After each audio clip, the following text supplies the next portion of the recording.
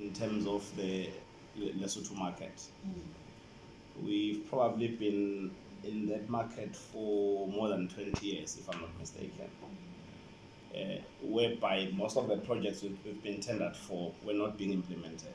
You would tender for a job, but in terms of execution, it will then take more than 10 years. And that was being a difficult process to actually go through now and again, but we remain interested in terms of that. We understand as well that you're implementing projects which are being built by the Chinese as well. So we would like to be involved, even if we're a subcontractor. That's business for us to be in that market. But we're still there. We will sharpen our pencil now because I can see Lesotho is very active now in terms of projects being implemented. So yeah, we are interested. The issue, I know I wasn't involved in the introduction, so I do understand that we're talking to the Minister of Public Works and also the Roads Authority. Yes. In the private sector, I represent contractors. Then the contractors. Yes, Okay. yes. No, thank you. Yeah, in terms of CIC, the CEO is here.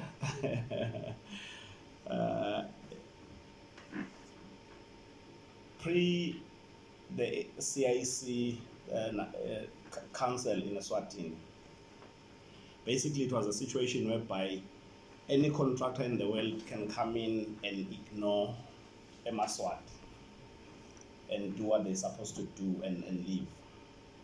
So issues around skills transfer and issues around capacity building in terms of small contractors, where there was never a forum whereby they can be discussed. So what the Construction Council has introduced is to actually provide a formal platform where that can be discussed.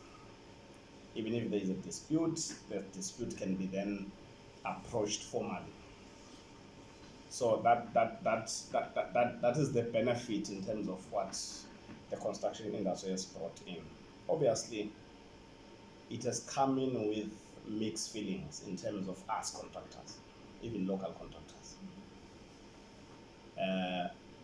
But that's an issue of education and understanding. I don't know how I can explain that one correctly in such a way that it's clear. Usually your small type of contractors, they don't want to be regulated because of the cost element around regulation.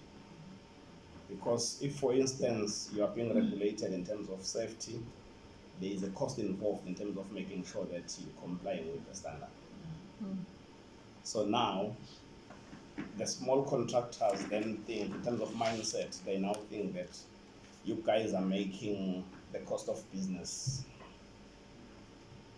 You're basically increasing the cost of doing business.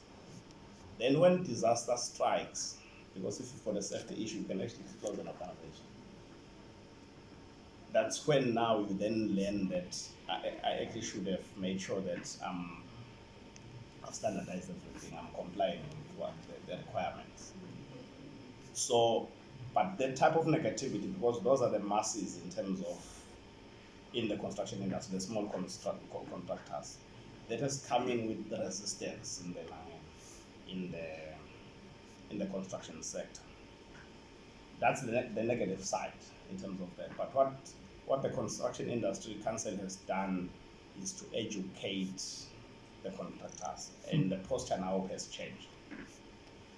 I cannot maybe put a measure to it now. I don't know the latest statistics because I haven't looked at that quite recently, but the posture has changed. Small contractors want to be regulated because now they've got what I said earlier, a platform whereby issues can be then approached formally.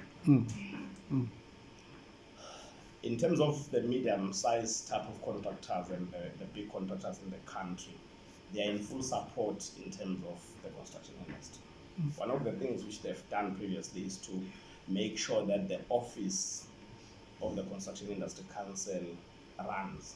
There was a time whereby the Levy Act hadn't been passed, because the levy is basically the direct feed in terms of the operations of the council. The big contractors made some donations into making sure that the office is up and running. So that's the full support on the other side. And also, it is seen as a benefit to have the council, because now we are able to then have a body which comprises of most of the legs involved in the construction industry. Because the stakeholders who are involved in the construction industry in our case, are the professionals. The professionals are involved, are part of the stakeholders which are making the council. The Association for Professionals is part of that. The contractors, suppliers. What's the fourth one, Makawa? Yes, manufacturers. Yeah, manufacturers, yes, and manufacturers. In a contract setup, most of the monies, be it a waterworks type of project like what is happening in Lesotho, is mostly material intensive. So if the material stakeholder is not involved, or he doesn't have control in terms of forcing the contracts, the activity to then buy from them, what happens is that we're draining the economy of that market. Because you're talking about, say, a 200, Malot is 1:1 with 9. With the rand, yes. The rand. So if you're talking about a 500 million Maloti contract, that in that 5 billion, if it's a water project, I can guarantee you that 300 million is materials. So if a stakeholder for materials has got no regulation or a law which is forcing that the contracts are buying through that stakeholder, they might not have the manufacturing sector to manufacture pipes in Lesotho, but he will be able to source, put a markup, and then trade. So that 300 million one is going to go through a Lesotho bank and pay that stakeholder elsewhere, which means the banking sector is now active. It's offering loans, LCs, and every facility around that, and is involved in terms of the supply chain. So the Construction Industry Council then brings that on the table in terms of making sure that that is done formally in the country. So those are the spin-offs in terms of that. What we've seen also around Africa is that, but not attacking the Chinese, is that your typical Chinese contractor will bring from China all the materials. Yes. He Perfect. will bring all the equipment from China. He will bring the skilled labor from China, and even laborers. And then now what happens on a 5 billion Maloti contract in Lesotho, it will be exported away from Lesotho. In fact, it would not be exported, it will never reach Lesotho. Because what is going to happen, because they usually come in with funding, they will then come in, a Bank of China will be paying another Bank of China, because the supply of cement is from China and the contractors from China. So now the money is moving in China, but all Lesotho gets is a product. In Lesotho, there has been no economic stimulation, like what I was explaining before, in terms of a local supplier that now being involved in the transaction. So that type of activity can only be stopped by the Construction Industry Council, because that's where that act or that regulation will then nominalize that situation. I think briefly that's what us contractors have seen the value in terms of the Construction Industry Council. I'm not saying the situation now is perfect. We still believe that the construction industry can do a lot for the construction industry rather than where we are now. But some of the issues are us stakeholders not supporting fully the council.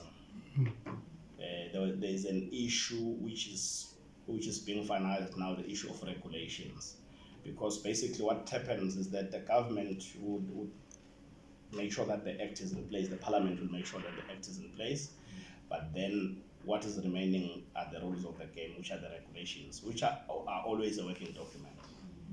Regulations can always be changed from time to time depending on the changes in terms of the industry, but we're not moving fast on that one because we're still thinking that we don't want to be over-regulated, but it's the right thing to do to have a construction industry. But it's just that us as business people, we must be orientated the same in terms of supporting that structure, because that structure is only improving the economy, and it's also improving our businesses, because in a project you get to train more skill. You get to get more skills transfer out of just one project.